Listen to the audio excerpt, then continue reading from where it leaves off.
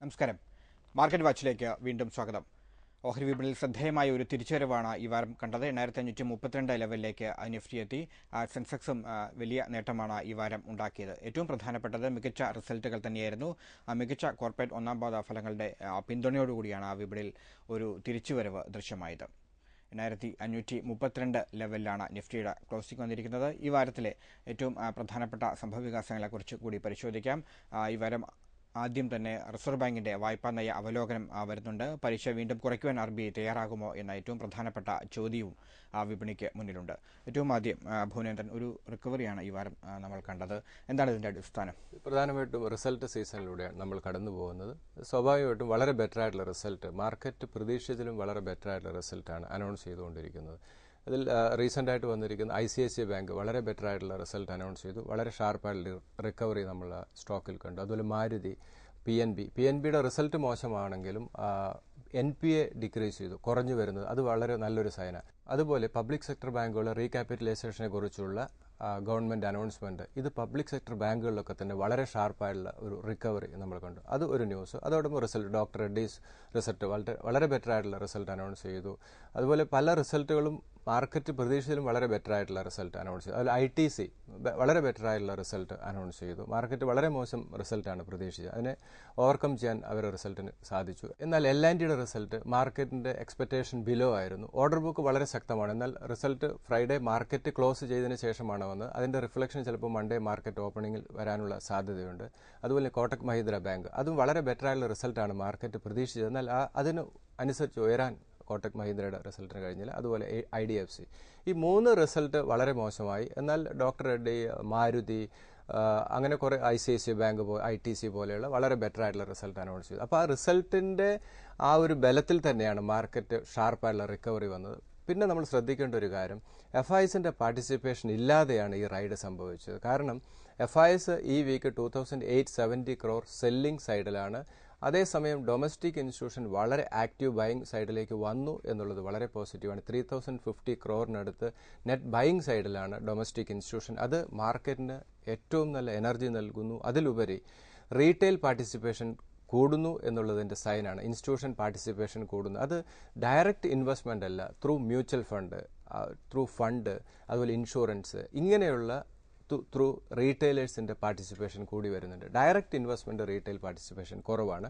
അതേസമയത്ത് Indian institution ശക്തമാകുന്നതിൻ്റെ sign തന്നെയാണ് നമ്മൾ കാണുന്നത്. അത് ഓവറോൾ മാർക്കറ്റിൻ്റെ സെൻറ്റിമെൻറ്റ്സ് പോസിറ്റീവാണ്. ഇപ്പോൾ next week Reserve Bank of India, Abhilash നേരത്തെ പറഞ്ഞല്ലോ, പോളിസി വരുന്നു. പക്ഷേ മാർക്കറ്റിന് ഒരിക്കലും ഒരു പ്രതീക്ഷയില്ല, ഒരു റേറ്റ് കട്ടിനെ കുറിച്ചൊരു പ്രതീക്ഷ മാർക്കറ്റിനില്ല. അങ്ങനെ എന്തെങ്കിലും സംഭവിക്കുകയാണെങ്കിൽ വളരെ ഷാർപ്പായിട്ടുള്ള ഒരു അപ്പ് മൂവ് കറണ്ട് ലെവലിൽ നമുക്ക് പ്രതീക്ഷിക്കാം. ഒരു റേറ്റ് കട്ട് സംഭവിക്കുകയാണെങ്കിൽ വളരെ ഷാർപ്പായിട്ടുള്ള ഒരു അപ്പ് മൂവ് മാർക്കറ്റിൽ സംഭവിക്കാനുള്ള സാധ്യതയുണ്ട്. അപ്പോൾ റിസൾട്ടുകളുടെ കാര്യം നമ്മൾ പറഞ്ഞു. ഇനിയും ചില പ്രധാനപ്പെട്ട കമ്പനികളുടെ Q1 ഒക്കെ വരാനുണ്ട്. ഒപ്പം തന്നെ RBIയുടെ പോളിസി റിവ്യൂ.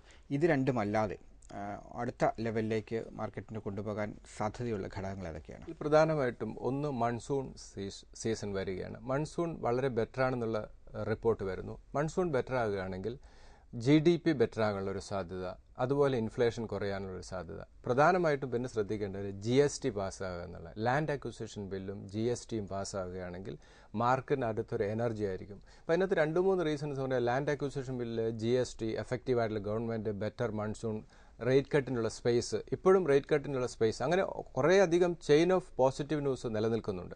അപ്പോൾ ഇതൊക്കെ പോസിറ്റീവായി സംഭവിക്കുകയാണെങ്കിൽ മാർക്കറ്റ് ഫർദർ പുതിയ ഹൈ ബ്രേക്ക് ചെയ്യാനുള്ള സാധ്യത വളരെ കൂടുതലാണ്. ഓവറോൾ ഇന്ത്യൻ എക്കണോമിക് സിറ്റുവേഷന് വെരി ഗുഡ് ഷേപ്പ്. അതുകൊണ്ട് തന്നെ കൂടുതൽ ഇപ്പോൾ FISന്റെ പാർട്ടിസിപ്പേഷൻ ഇല്ല, ഈ റൈഡിൽ FISന്റെ പാർട്ടിസിപ്പേഷൻ ഇല്ല. ഇപ്പോൾ FIS വീണ്ടും ബൈയിങ് സൈഡിലേക്ക് വരികയാണെങ്കിൽ വീണ്ടും വളരെ ശക്തമായിട്ടുള്ള ഒരു അപ്പ് മൂവ് നമുക്ക് മാർക്കറ്റിൽ പ്രതീക്ഷിക്കാം.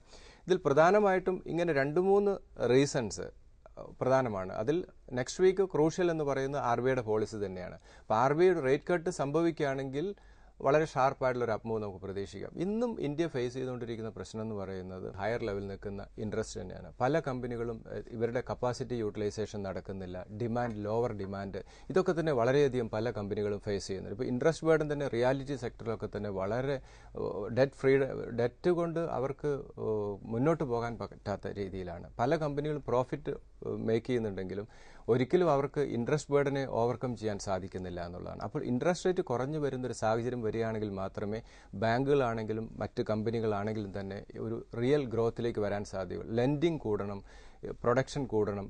ഞാൻ പറഞ്ഞ നേരത്തെ ഈ കപ്പാസിറ്റി മുഴുവനും യൂസ് ചെയ്യാൻ പറ്റുന്നില്ല, യൂട്ടിലൈസേഷൻ നടക്കുന്നില്ല. അതൊരു പ്രധാന റീസൺ തന്നെയാണ്. അപ്പോൾ ഇൻട്രസ്റ്റ് റേറ്റ് കുറഞ്ഞു വരുന്നൊരു സാഹചര്യം വരികയാണെങ്കിൽ മാത്രമേ ഒരു ഷാർപ്പായിട്ടുള്ള റിക്കവറിക്കുള്ള സാധ്യതയുള്ളൂ. അത് ഗവൺമെൻറ്റും റിസർവ് ബാങ്ക് ഓഫ് ഇന്ത്യയും അതിനുള്ള സ്റ്റെപ്പ് എടുക്കണം. അതുപോലെ ഞാൻ നേരത്തെ പറഞ്ഞ GST പോലെയുള്ള പോളിസി ഡിസിഷൻസ് മുന്നോട്ട് പോവുകയാണെങ്കിൽ ഇന്ത്യ തീർച്ചയായിട്ടും പുതിയ ഉയരങ്ങളിലേക്ക് പോകാനുള്ള സാധ്യത, ഇന്ത്യൻ സ്റ്റോക്ക് മാർക്കറ്റ് പുതിയ ഹൈ ബ്രേക്ക് ചെയ്യാനുള്ള സാധ്യത കൂടുതലാണ്. ഇപ്പോൾ ഷോർട്ട് ടൈം ചില നെഗറ്റീവ് ചിലപ്പോൾ ഗ്ലോബൽ ന്യൂസുകൾ, ഇപ്പോൾ ചൈനയുടെ സ്ലോ ഡൗൺ, അതുപോലെ തന്നെ ഗ്രീസ്, US-ൻ്റെ ഫെഡിൻ്റെ തീരുമാനങ്ങളൊക്കെ തന്നെ ഇമ്മീഡിയറ്റ് ചില നെഗറ്റീവ് ന്യൂസ് വരികയാണെങ്കിൽ ഇന്ത്യൻ മാർക്കറ്റിലും അത് റിഫ്ലക്റ്റ് ചെയ്യാം. ചിലപ്പോൾ ഒരു മൂവിങ് റേഞ്ച് എന്ന് പറയുന്നത് മാർക്കറ്റിൻ്റെ 8,200 to 8,800 ലെവലിൽ മൂവ് ചെയ്യാം.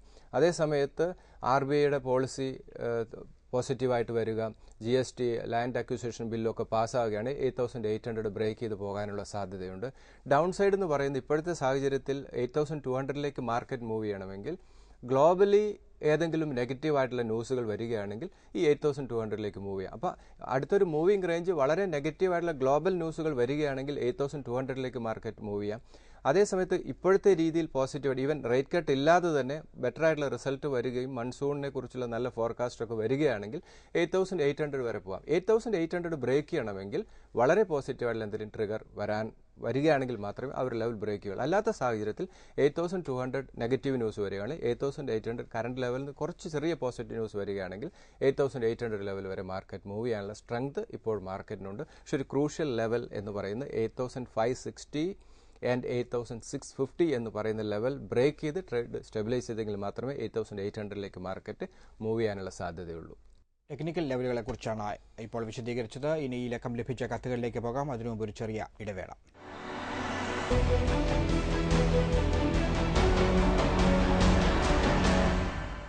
മാർക്കറ്റ് വാച്ചിലേക്ക് വീണ്ടും സ്വാഗതം. ഇലക്കം ലഭിച്ച ഇമെയിലുകൾ പരിശോധിക്കാം. ആദ്യം ശ്രീ നിസാറിന്റെ മെയിലാണ്. Dishman, Apollo Tyres, Reliance Industries and Tata Motors. Fundamentally 4 സ്റ്റോക്കും വളരെ നല്ലതാണ്. ഇതിൽ ഡിഷ്മാൻ ഫാർമ സെക്ടറിന്റെ ചെറിയ risk short time point of view നിലനിൽക്കുന്നു. വളരെ ഷാർപ്പുള്ള റൈഡ്, ഇപ്പോഴും വാല്യൂഷൻ കുറച്ച് ഹയർ വാല്യൂവിലാണ് മൂവ് ചെയ്യുന്നത്. അതുപോലെ തന്നെ ഏതെങ്കിലും നെഗറ്റീവ് ന്യൂസ് വരികയാണെങ്കിൽ ഈ സ്റ്റോക്കിലൊക്കെ തന്നെ ഇപ്പോൾ ലൂപ്പിനിൽ നമ്മൾ കണ്ടു, ഷാർപ്പായിട്ടുള്ള ചില അരവിന്ദോ ഫാർമയിലൊക്കെ ചില ന്യൂസ് ഡ്രിവൺ ആണ്. വളരെ സെൻസിറ്റീവ് ആയിട്ടുള്ള ന്യൂസുകൾ പോലും ഈ സ്റ്റോക്കിനെ എഫക്റ്റ് ചെയ്ത് നമുക്ക് കാണാം. സൺഫാർമ, ലൂപ്പിൻ, അതുപോലെ തന്നെ അരവിന്ദോ ഫാർമയിലൊക്കെ തന്നെ കഴിഞ്ഞ ഒരു 2 വീക്സ് ആയിട്ട് നമ്മൾ കാണാം ഒരു 15% ഡ്രോപ്പ് അല്ലെങ്കിൽ 10% ഡ്രോപ്പ് കാണുന്നു. ഇങ്ങനെയുള്ള ന്യൂസുകൾ ഈ സ്റ്റോക്കിനെ ഹോണ്ട് ചെയ്യും. അതുകൊണ്ട് കുറച്ച് കോഷ്യസ് അപ്രോച്ച് എടുക്കുക. പക്ഷേ വാല്യൂഷൻ കുറച്ചൊരു ഹയർ വാല്യൂവിലാണ്. Long time point of view pharma ഒരു സേഫ് ആയിട്ടുള്ള ഇൻവെസ്റ്റ്മെന്റ് തന്നെയാണ്. ഷോർട്ട് ടൈം ട്രേഡേഴ്സിനെ സംബന്ധിച്ച് ഈ സ്റ്റോക്കിലൊക്കെ തന്നെ റിസ്ക് നിലനിൽക്കുന്നു എന്നുള്ളതാണ്. അതുകൊണ്ട് ലിവറേജ് ചെയ്ത് ഒരു കാരണവശാലും ഫാർമ സെക്ടറിൽ എൻട്രി ചെയ്യുന്ന അത്രത്തോളം അഡ്വൈസബിൾ അല്ല. വളരെ ഷാർപ്പായിട്ടുള്ള ഫോൾ സംഭവിക്കുകയാണെങ്കിൽ ഒരു വാല്യൂ പിക്ക് എന്നുള്ള രീതിയിൽ അങ്ങനെയുള്ള സ്റ്റോക്കിൽ ഇൻവെസ്റ്റ്മെന്റ് നടത്തുന്നതായിരിക്കും നല്ലത്. വാല്യൂഷൻ കുറച്ച് ഹയർ വാല്യൂവിലാണ്. അപ്പോൾ കറക്ഷൻ സംഭവിക്കാം. ആ കറക്ഷൻ സംഭവിക്കുമ്പോൾ ഇൻവെസ്റ്റ്മെന്റ് നടത്തുക. റാലി വീണ്ടും ഈ ഫാർമ സെക്ടറിൽ വരാനുള്ള സാധ്യത വളരെ കൂടുതലാണ്. ഏറ്റവും പോസിറ്റീവായിട്ടുള്ള ഒരു സെക്ടർ തന്നെയാണ് ഫാർമ സെക്ടർ. അതിൽ ഡിഷ്മാൻ ഫാർമ 180 ആൻഡ് 153 എന്ന് പറയുന്നത് ഷാർപ്പായിട്ടുള്ള ഫോൾ സംഭവിച്ചാൽ 153 ലെവൽ വരെ വരാം. അതൊരു വാല്യൂ പിക്ക് ലെവൽ തന്നെയാണ്. ഈവൻ ഇമ്മീഡിയറ്റ് സപ്പോർട്ട് എന്ന് പറയുന്നത് 180 ആണ്. ആ ഒരു ലെവൽ വരികയാണെങ്കിൽ ഇൻവെസ്റ്റ്മെന്റിന് പരിഗണിക്കാം. 232 ആണ് സ്റ്റോക്കിലെ ഒരു മേജർ റെസിസ്റ്റൻസ് ആണ്. ആ ഒരു level short time point of view exit ചെയ്ത് നന്നായിരിക്കും. ദെൻ അപ്പോളോ ടയേഴ്സ് ആണ്. വാല്യൂഷൻ ഫെയർ ആണ്. 180 ലെവലിലേക്ക് വരികയാണെങ്കിൽ ഫസ്റ്റ് ഇൻവെസ്റ്റ്മെന്റ് അഡ്വൈസബിൾ ആണ്. ദെൻ 160 രണ്ട് സ്റ്റേജ് ആയിട്ട് അപ്പോളോ ടയേഴ്സിൽ എക്സ്പോഷർ അഡ്വൈസബിൾ ആണ്. 240 ആണ് ഒരു major resistance. Then Reliance industries ആണ്. വളരെ ഷാർപ്പായിട്ടുള്ള റൈഡിന് ശേഷം ഒരു കൺസോൾട്ടേഷൻ ഫേസിലേക്ക് മൂവ് ചെയ്യാണ്. ഇതൊരു ഓപ്പർച്യൂണിറ്റിയാണ് ഇൻവെസ്റ്റേഴ്സിനെ സംബന്ധിച്ച്. എഗെയിൻ ഒരു സ്ട്രോങ് സപ്പോർട്ട് സോണാണ് 980 ലെവൽ ഒരു ഫസ്റ്റ് എൻട്രി ലെവലായിട്ട് കൺസിഡർ ചെയ്യുക. ദെൻ 920 വരണമെങ്കിൽ ഗ്ലോബലി ഏതെങ്കിലും വളരെ നെഗറ്റീവായിട്ടുള്ള ന്യൂസുകൾ വരികയാണെങ്കിൽ മാത്രമേ 920 ലെവലിലേക്ക് പോകാൻ സാധ്യതയുള്ളൂ. ഇമ്മീഡിയറ്റ് സപ്പോർട്ട് സോൺ 980 ആണ്. 980 ഒരു എൻട്രി പോയിന്റ് തന്നെയാണ്. 1140 ഷാർപ്പായിട്ടുള്ള റൈഡ് സംഭവിക്കുകയാണെങ്കിൽ 1140 ലെവൽ വരെ പോകാനുള്ള സാധ്യത കൂടുതലാണ്. ദെൻ ടാറ്റ മോട്ടോഴ്സ് ആണ്. ഓട്ടോമൊബൈൽ സെക്ടറിൽ ഏറ്റവും മോശം പെർഫോമൻസ് കാണിക്കുന്ന ഒരു സ്റ്റോക്കാണ് ടാറ്റ മോട്ടോഴ്സ്. വാല്യുവേഷൻ വളരെ ഫെയർ ആണ്. മറ്റ് മഹീന്ദ്ര മാരുതിയൊക്കെ ആയിട്ട് കമ്പയർ ചെയ്യുമ്പോൾ ഇതിൻ്റെ വാല്യുവേഷൻ വളരെ ഫെയർ ആണ്. ഇപ്പോഴത്തെ രീതിയിൽ ഈ സ്റ്റോക്കിൽ ഒരു ഇൻവെസ്റ്റ്മെന്റ് അഡ്വൈസബിൾ ആണ്. ചൈനയിൽ ഉണ്ടായിരിക്കുന്ന സ്ലോ ഡൗൺ, അവരുടെ ഒരു ഗ്ലോബൽ സൈസിലുണ്ടായിരിക്കുന്ന ഇടിവ്, ഇത് രണ്ടും ഈ സ്റ്റോക്കിനെ വളരെ ഷാർപ്പായിട്ടുള്ള സെല്ലിംഗ് സോണിലേക്ക് കൊണ്ടുപോയി. എഗെയിൻ 370 ഒരു ഇമ്മീഡിയറ്റ് സപ്പോർട്ട് സോണാണ്. ദെൻ 350 രണ്ട് സ്റ്റേജ് ആയിട്ട് ടാറ്റ മോട്ടോഴ്സിൽ എക്സ്പോഷർ അഡ്വൈസബിൾ ആണ്. 440 ആണ് ഷോർട്ട് ടൈം പോയിന്റ് ഓഫ് വ്യൂവിൽ ഒരു മൈനർ റെസിസ്റ്റൻസ് 440 ആണ്. ഇതിൽ വാല്യൂ പിക്ക് എന്നുള്ള രീതിയിൽ കൺസിഡർ ചെയ്യാവുന്ന ടാറ്റ മോട്ടോഴ്സും റിലയൻസ് ഇൻഡസ്ട്രീസും ആണ് അടുത്ത കറക്ഷനോടുകൂടി. ഈ രണ്ട് സ്റ്റോക്കിൽ ഫർദർ ഇൻവെസ്റ്റ്മെന്റ് മറ്റ് നിക്ഷേപകർക്കും അഡ്വൈസബിൾ ആണ്. അടുത്ത മെയിലേക്ക് പോകുന്നു ശ്രീ ജിജി ജോർജിൻ്റെതാണ്. Havells, Hero motor, ITC, M&M, Oberoi realty, Titan and Wonderla. വളരെ നല്ലൊരു പോർട്ട്ഫോളിയോ ആണ്. മറ്റ് നിക്ഷേപകർക്കും ഇത് കൺസിഡർ ചെയ്യാവുന്ന ഒരു പോർട്ട്ഫോളിയോ തന്നെ. ഹാവൽസ് ഫണ്ടമെന്റലി വളരെ സൗണ്ടാണ്. റീസെന്റ് ആയിട്ട് റൈഡ് വന്നു. റിസൾട്ട് ചെറിയ രീതിയിലെങ്കിലും റിസൾട്ട് മാർക്കറ്റിന്റെ എക്സ്പെക്ടേഷൻ അനുസരിച്ച് ഉയർന്നില്ല. അതിൻ്റെ ഒരു കറക്ഷൻ കണ്ടു. എഗെയിൻ 270 ലെവലിലേക്ക് വരികയാണെങ്കിൽ ഫസ്റ്റ് സ്റ്റേജ് ഇൻവെസ്റ്റ്മെന്റ്, ദെൻ 255 രണ്ട് സ്റ്റേജ് ആയിട്ട് ഈ സ്റ്റോക്കിൽ ഇൻവെസ്റ്റ്മെന്റ് അഡ്വൈസബിൾ ആണ്. 320 ആണ് ഒരു മേജർ റെസിസ്റ്റൻസ്. ആ ഒരു ലെവൽ പ്രോഫിറ്റ് ബുക്കിംഗ് ലെവലായിട്ട് തന്നെ കൺസിഡർ ചെയ്യുക. ദെൻ ഹീറോ മോട്ടോഴ്സ് ഫണ്ടമെന്റലി വളരെ സൗണ്ടാണ്. 2250 ആണ് immediate support. Long time point of വ്യൂവിൽ ഇൻവെസ്റ്റ്മെന്റിന് പരിഗണിക്കാവുന്ന ഒരു സ്റ്റോക്ക് തന്നെയാണ് ഹീറോ മോട്ടോഴ്സ്. 2800 ആണ് ഈ സ്റ്റോക്കിന് മേജർ ഒരു റെസിസ്റ്റൻസ്. ആ ഒരു ടാർഗറ്റിലേക്ക് സ്റ്റോക്ക് മൂവ് ചെയ്യാനുള്ള പോസിബിലിറ്റി കൂടുതലാണ്. അങ്ങനെ വരികയാണെങ്കിൽ അതൊരു പ്രോഫിറ്റ് ബുക്കിംഗ് ലെവലായിട്ട് കൺസിഡർ ചെയ്യുക. അതിനുശേഷം വീണ്ടും റീ എൻട്രി ചെയ്യുന്ന സ്ട്രാറ്റജി ആയിരിക്കും നല്ലത്. ദെൻ ITC ആണ്. വളരെ ബെറ്റർ ആയിട്ടുള്ള റിസൾട്ട് അനൗൺസ് ചെയ്തു. അതിൻ്റെ റൈഡ് നമ്മൾ കണ്ടു. 300 ഇമ്മീഡിയറ്റ് സപ്പോർട്ട് ലെവലാണ്. 284 രണ്ട് സ്റ്റേജ് ആയിട്ട് ഈ സ്റ്റോക്കിൽ ഇൻവെസ്റ്റ്മെന്റ് അഡ്വൈസബിൾ ആണ്. വാല്യൂഷൻ ഫെയർ വാല്യൂവിലാണ് സ്റ്റോക്ക് മൂവ് ചെയ്യുന്നത്. 340 ആണ് ഒരു മൈനർ റെസിസ്റ്റൻസ് ആണ്. 340 വളരെ ഒരു ഷാർപ്പായുള്ള റൈഡ് മാർക്കറ്റിൽ സംഭവിക്കുകയാണെങ്കിൽ 340 ബ്രേക്ക് ചെയ്യുക. അതുകൊണ്ട് 340 ലെവൽ കുറച്ചുകൂടെ കോഷ്യസ് ആയിട്ട് 340 റെസിസ്റ്റൻസിനെ കാണുന്നതായിരിക്കും നല്ലത്. ദെൻ മഹീന്ദ്ര നല്ല റിക്കവറി ഈ സ്റ്റോക്കിൽ നമ്മൾ കണ്ടു. ഷാർപ്പായുള്ള ഒരു അപ്പ് മൂവിലാണ്. മൊമെന്റം വളരെ പോസിറ്റീവാണ് മഹീന്ദ്രയുടെ.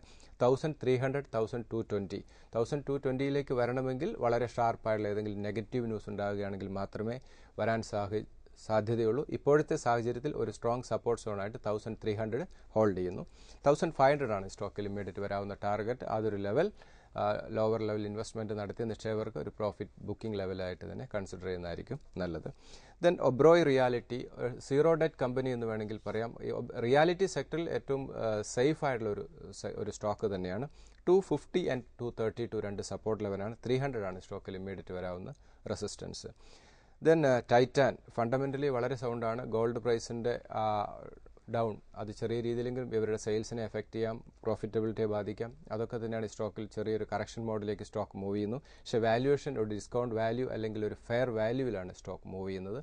320 ലെവൽ ഇൻവെസ്റ്റ്മെന്റിന് പരിഗണിക്കാം. 300 രണ്ട് സ്റ്റേജ് ആയിട്ട് ടൈറ്റാനിൽ exposure long time point of വ്യൂവിൽ ഇൻവെസ്റ്റ്മെന്റിന് പരിഗണിക്കാം. 380 ആണ് സ്റ്റോക്കിൽ ഇമ്മീഡിയറ്റ് വരാവുന്ന റെസിസ്റ്റൻസ്. ദെൻ വണ്ടർലയാണ് നമുക്ക് വളരെ ഫെമിലർ ആയിട്ടുള്ള സ്റ്റോക്കാണ്. ഫണ്ടമെന്റലി വളരെ സൗണ്ടാണ്. 250 ആൻഡ് 232 ഇപ്പോഴും ഈ റൈഡിലൊന്നും പാർട്ടിസിപ്പേറ്റ് ചെയ്തിട്ടില്ല. പക്ഷേ അഗെയിൻ കറക്ഷൻ സംഭവിക്കുകയാണെങ്കിൽ രണ്ട് സ്റ്റേജ് ആയിട്ട് ഈ സ്റ്റോക്കിൽ എക്സ്പോഷർ അഡ്വൈസബിൾ ആണ്. 290 ആണ് സ്റ്റോക്കിൽ ഇമ്മീഡിയറ്റ് വരാവുന്ന റെസിസ്റ്റൻസ്.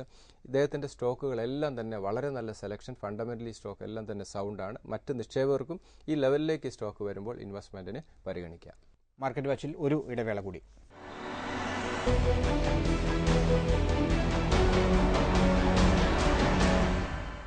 മാർക്കറ്റ് വാച്ചിലേക്ക് വീണ്ടും സ്വാഗതം. അടുത്ത മെയിലേക്ക് പോകുന്നു. ശ്രീ അരുൺ, അദ്ദേഹത്തിന് നീണ്ട പോർട്ട്ഫോളിയോ ആണ് നൽകിയിരിക്കുന്നത്. അതിൽ തിരഞ്ഞെടുക്കപ്പെട്ട ചില സ്റ്റോക്കുകൾ പരിശോധിക്കാം. Amrutanjan, Arvind remedies, Bharat gas, orient cement തുടങ്ങിയ സ്റ്റോക്കുകൾ അദ്ദേഹത്തിന്റെ പട്ടികയിലുണ്ട്.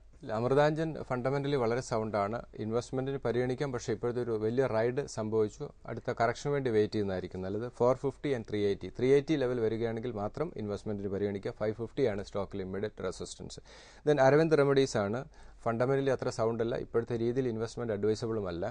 ദെൻ RPG ലൈഫ് സയൻസ് ആണ്. സൗണ്ടാണ്. ഇൻവെസ്റ്റ്മെന്റിന് പരിഗണിക്കാം. 160 ആൻഡ് 132 രണ്ട് സപ്പോർട്ട് ലെവൽ. 220 ആണ് സ്റ്റോക്കിൽ ഇമ്മീഡിയറ്റ് വരാവുന്ന resistance. Then Jubilant life science ആണ്. 220 180 രണ്ട് സപ്പോർട്ട് ലെവൽ. 320 ആണ് immediate resistance. Then FDC fundamentally സൗണ്ടാണ്. 160 ആൻഡ് 145 രണ്ട് സപ്പോർട്ട് ലെവലാണ്. 184 ആണ് സ്റ്റോക്കിൽ immediate resistance. Then Bajaj corporation 440 fundamentally stock വളരെ സൗണ്ടാണ്. ഇൻവെസ്റ്റ്മെന്റിന് പരിഗണിക്കാം. പക്ഷേ ഇപ്പോഴത്തെ വാല്യൂഷൻ കുറച്ച് ഹയർ വാല്യൂവിലാണ്. അടുത്തൊരു കറക്ഷനോട് കൂടി ഇൻവെസ്റ്റ്മെന്റിന് പരിഗണിക്കാം. 440 ആൻഡ് 410 രണ്ട് സപ്പോർട്ട് ലെവലാണ്. 490 ആണ് സ്റ്റോക്കിൽ immediate resistance. Then Bharat gas ഇൻവെസ്റ്റ്മെന്റിന് പരിഗണിക്കാം. വാല്യൂഷൻ ഫെയർ ആണ്. 75 ആൻഡ് 62 രണ്ട് സപ്പോർട്ട് ലെവൽ. ആ ലെവൽ വരുമ്പോൾ മാത്രം ഇൻവെസ്റ്റ്മെൻറ്റിന് പരിഗണിക്കുക. 100 ആണ് സ്റ്റോക്കിൽ ഇമ്മീഡിയറ്റ് വരാവുന്ന റെസിസ്റ്റൻസ്. ഇദ്ദേഹത്തിൻ്റെ വളരെയധികം സ്റ്റോക്കുകളുണ്ട്. അത്രത്തോളം ഫണ്ടമെൻ്റലി സ്റ്റോക്കുകൾ സൗണ്ടല്ല. കുറച്ചുകൂടെ ഒരു പോർട്ട്ഫോളിയോ ബിൽഡ് ചെയ്യുമ്പോൾ 5-6 സെക്ടർ സെലക്ട് ചെയ്ത് അതിൽ 1-2 സ്റ്റോക്ക് എന്നുള്ള രീതിയിൽ മൂവ് ചെയ്യുന്നതായിരിക്കും നല്ലത്. എക്സാമ്പിൾ നമ്മൾ പറയുകയാണെങ്കിൽ ഇപ്പോൾ ഓട്ടോമൊബൈലിൽ എല്ലാ സ്റ്റോക്കുകളും പെർഫോം ചെയ്തിട്ടില്ല. ഇപ്പോൾ നമ്മൾ ഒരു ഓട്ടോമൊബൈൽ സെലക്ട് ചെയ്യുമ്പോൾ 2-3 സ്റ്റോക്ക് എടുക്കണമെന്ന് പറയുന്നു. ഒറ്റ സിംഗിൾ സ്റ്റോക്കിലാണെങ്കിൽ ഇപ്പോൾ നമുക്കറിയാം ടാറ്റ മോട്ടോഴ്സ് ഒരിക്കലും റിട്ടേൺ നൽകിയിട്ടില്ല. അതേസമയത്ത് മഹീന്ദ്ര, അശോക് ലൈലാൻഡ് ഒക്കെ നല്ല റിട്ടേൺ നൽകുന്നു. അതുകൊണ്ട് ഇൻവെസ്റ്റേഴ്സ് ശ്രദ്ധിക്കേണ്ട കാര്യം ഓരോ പോർട്ട്ഫോളിയോ ബിൽഡ് ചെയ്യുമ്പോൾ ഓരോ സെക്ടറിലും 2-3 സ്റ്റോക്ക് സെലക്ട് ചെയ്യുന്ന ഒരു സ്ട്രാറ്റജി ആയിരിക്കും നല്ലത്. അതുപോലെ തന്നെ ഫ്രണ്ട് റൺ സ്റ്റോക്കിലേക്ക് ഫോക്കസ് പോകുന്നതായിരിക്കും നല്ലത്. കാരണം റിട്ടേൺ കുറവാണെങ്കിലും റിസ്ക് ഇങ്ങനെയുള്ള സ്റ്റോക്കുകളെ സംബന്ധിച്ച് വളരെയധികം കുറവായിരിക്കും. മാർക്കറ്റ് വാച്ചിന്റെ ലക്കം അവസാനിക്കുന്നു. വിപണി സംബന്ധിച്ച നിങ്ങളുടെ സംശയങ്ങൾ തുടർന്നും എഴുതി അറിയിക്കുക. investment@asiannews.in എന്ന ഇമെയിൽ വിലാസത്തിലാണ് അയക്കേണ്ടത്. ഹെഡ്ജ് എക്വിറ്റീസിന്റെ ചീഫ് എക്സിക്യൂട്ടീവ് ഓഫീസറായ എൻ ഭുവനേന്ദ്രനാണ് മാർക്കറ്റ് വാച്ചിലൂടെ നിങ്ങളുടെ സംശയങ്ങൾക്ക് മറുപടി നൽകുന്നത്. മാർക്കറ്റ് വാച്ച് ഇനി അടുത്തയാഴ്ച ഇതേ ദിവസം ഇതേ സമയം. നമസ്കാരം.